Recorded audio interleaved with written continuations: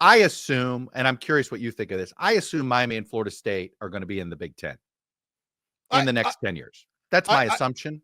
I think so. I think that's where they want to be. I think that, I mean, obviously the SEC called, they might change Miami their would never minds. join the SEC. I don't You don't believe think they'd ever so? want them, and I don't Yeah. think Miami's got a little bit of a snob about its academics.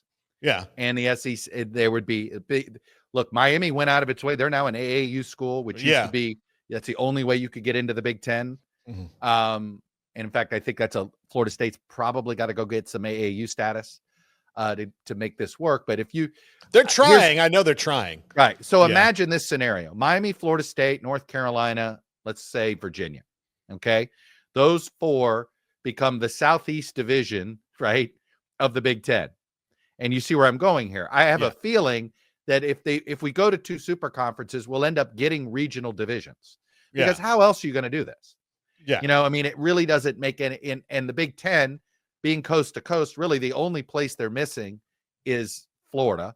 You could argue they're also missing Texas, but I don't know where they'd go in Texas. But Florida, there's 2 obvious schools to go there. And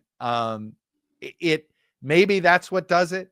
I'm obsessed with these private equity guys that have been shopping around the idea of basically pulling elite football away from the colleges and sort of let conferences be sort of geographical for all sports except football, and then just create a premier division system. And maybe that's the better call, because if you did that, do we think Mississippi State would be in that elite level? Right? Do we think Vanderbilt would even want to spend the money it would take to do it? They may not, right? They may rather spend their money on baseball and basketball.